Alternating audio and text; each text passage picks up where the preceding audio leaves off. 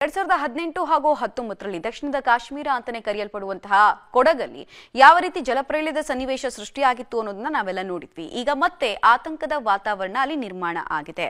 ಆತಂಕದಲ್ಲೇ ಕಾಲ ಕಳೀತಾ ಇದ್ದಾರೆ ಜನ. ಕಾರಣ ಕೊಡಗು ಜಿಲ್ಲೆಯಲ್ಲಿ 2018-19ನೇ ಸಾಲಿನಲ್ಲಿ ಮಡಿಕೇರಿ ತಾಲೂಕಿನ ಗಾಳಿಬೀಡು ಪಂಚಾಯಿತಿ ವ್ಯಾಪ್ತಿಯ ಸುತ್ತಮುತ್ತಲಿನ ಗ್ರಾಮದಲ್ಲಿ ಭೂಮಿ ಕಂಪಿಸಿದ ಅನುಭವ ಆಗಿತ್ತು. ಜೊತೆಗೆ ನಿಗೂಢ ಶಬ್ದ ಕಿವಿಗೆ ಬಡಿದಿತ್ತು. ಅದಾದ ಬಳಿಕ ಆ ವ್ಯಾಪ್ತಿಯಲ್ಲಿ ಮಳೆಗಾಲದಲ್ಲಿ ಏನಾಯಿತು ಎಂಬುದು ಆ ಕರಾಳ ಘಟನೆ ಎಲ್ಲರ ಕಣ್ಮುಂದೆ ಕೂಡ ಇದೆ. ಇನ್ನೂ ಮಾಸೆ ಇಲ್ಲ. ಆ ಘಟನೆಯಿಂದ ಹಲವಾರು ಗ್ರಾಮದ ಜನ ತಮ್ಮ ಆಸ್ತಿ ಮನೆಗಳನ್ನು ಕಳ್ಕೊಂಡು ಇಂದಿಗೂ ಅದು ಆ ಯೋಚನೆಯಿಂದ ಹೊರಗೆ ಬಂದಿಲ್ಲ. ಈ ನಡುವೆ ಇದೀಗ ಗಾಳಿಬೀಡು ಗ್ರಾಮ ಪಂಚಾಯಿತಿ ವ್ಯಾಪ್ತಿಯಲ್ಲಿ ಬರಸಿಡಿಲಿಗೆ ಊರೇ ಆತಂಕಕ್ಕೆ ಒಳಗಾಗ್ತಾ ಇದೆ. ಈ ಊರಲ್ಲಿ ಭಾರಿ ಶಬ್ದ ಕೇಳಿಬರ್ತಾ ಇದ್ದು ಗ್ರಾಮಸ್ಥರಲ್ಲಿ ಆತಂಕ ಮುಂದುವರಿತಾ ಇದೆ. ತಿಮ್ಮಪ್ಪ ಎಂಬುವರ ಮನೆಯ ಒಂದು ಭಾಗ ಛಿದ್ರವಾಗಿದೆ. ಇನ್ನು ಮನೆಯ ಹಿಂಭಾಗದಲ್ಲಿ 3 ಮರಗಳಿಗೆ ಸಿಡಿಲು ಬಡಿದು ಮರಗಳು ಮಸಿ ಹಿಡಿದಿದೆ. ಮತ್ತೊಂದು ಕಡೆ ಯಾರೋ ಬಾಂಬ್ ಹಾಕಿದ ರೀತಿಯಲ್ಲಿ ಭಾರೀ ಶಬ್ದವಾಗಿ ಮನೆ ಹಿಂಭಾಗದ ಮಣ್ಣು ಚಿಮ್ಮಿದೆ. ಈ ಕುರಿತು ನಮ್ಮ ಪ್ರತಿನಿಧಿ ಒಂದು ವಾಕ್ ಥ್ರೂ ನಡೆಸಿದ್ದಾರೆ. ಬನ್ನಿ ನೋಡ್ಕೊಂಡು ಬರೋಣ. ಕೊಡಗು ಜಿಲ್ಲೆಯಲ್ಲಿ ಕಳೆದ 1 ವಾರದಿಂದ ಸಣ್ಣ ಪುಟ್ಟ ಮಳೆ ಆಗ್ತಿದೆ. ಆದ್ರೆ ನಿನ್ನೆ ಒಂದಷ್ಟು ಮಳೆಕ್ಕಿಂತ ಗುಡುಗು ಮಿಂಚಿನ ಆರ್ಭಟ ಕೊಡಗಿನ ಬಹುತೇಕ ಕಡೆ ಆಗಿರ್ತಕ್ಕಂಥದ್ದು. ಅದರಲ್ಲೂ ಕೂಡ ಮಡಿಕೇರಿ ತಾಲೂಕಿನ ಕಾಲೂರು ಗ್ರಾಮದಲ್ಲಿ ಅತ್ಯಂತ ಹೆಚ್ಚಾಗಿ ಗುಡುಗು ಮಿಂಚು ಬಿದ್ದಿರ್ತಕ್ಕಂಥದ್ದು. ಹಾಗಾಗಿ ಈ ಮನೆ ಕೂಡ ಒಂದು ಭಾಗಶಃ ಹಾನಿಯಾಗಿರ್ತಕ್ಕಂಥದ್ದು.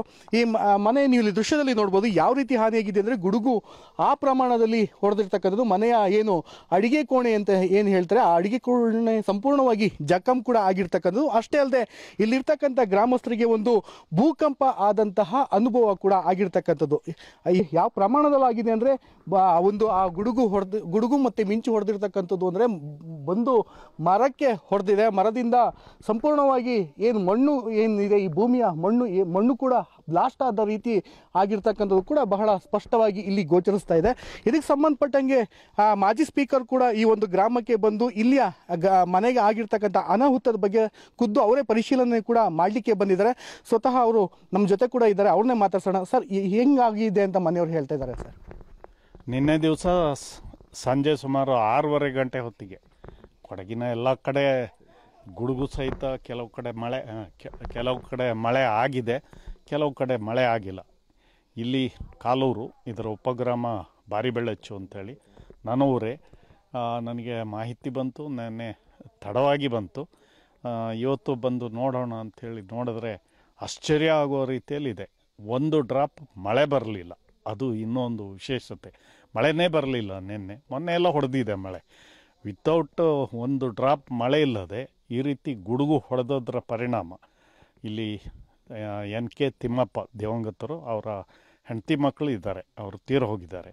ಅವರ ಮನೆಯ ಒಂದು ಭಾಗ ಪೂರ್ತಿ ಕುಸಿದು ಹೋಗಿದೆ, ಅಡಿಗೆ ಮನೆ ಸೇರಿ.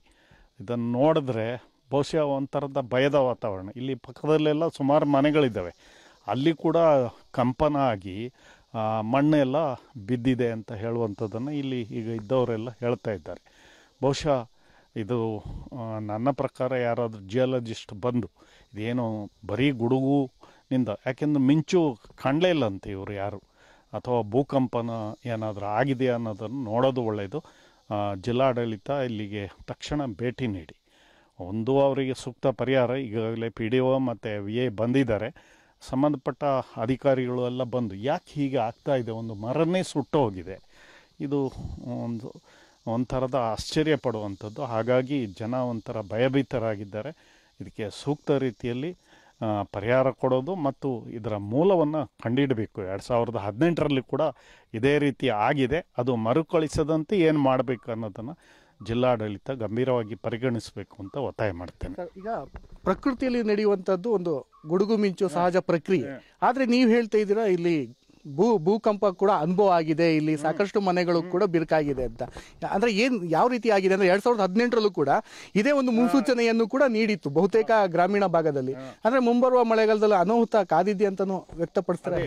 ಆ ಥರ ಈಗ ಮಳೆ ಬಾರದೆ ಅಷ್ಟು ಗುಡುಗು ಮಿಂಚು ಮಾತ್ರ ಬಂದು ಈ ಥರ ಮಣ್ಣೆಲ್ಲ ಕುಸಿದು ಅಂದರೆ ಬ್ಲಾಸ್ಟ್ ಆದಾಗಿದೆ. ಬಹುಶಃ ಮುಂದೆ 18ರಲ್ಲಿ ಆದ ಹಾಗೆ ಮತ್ತೆ ಮರುಕಳಿಸಬಹುದು ಅನ್ನುವಂಥ ಒಂದು ಭಯದ ವಾತಾವರಣ ಇದೆ. ಇದನ್ನು ಈಗಲೇ ಪರಿಶೀಲನೆ ಮಾಡೋದು ಒಳ್ಳೆಯದು ಅಂತ ನನ್ನ ಅನಿಸಿಕೆ. ಸೊ ಇವಿಷ್ಟು ಮಾಜಿ ಸ್ಪೀಕರ್ KG ಬೋಪಯ್ಯ ಅವರು ಹೇಳುವಂಥ ಮಾತುಗಳು. ಏಕೆಂದರೆ 2018ರಲ್ಲೂ ಇದೇ ರೀತಿಯಾದಂತಹ ಪ್ರಕೃತಿ ಮುನ್ಸೂಚನೆಯನ್ನ ನೀಡಿತ್ತು.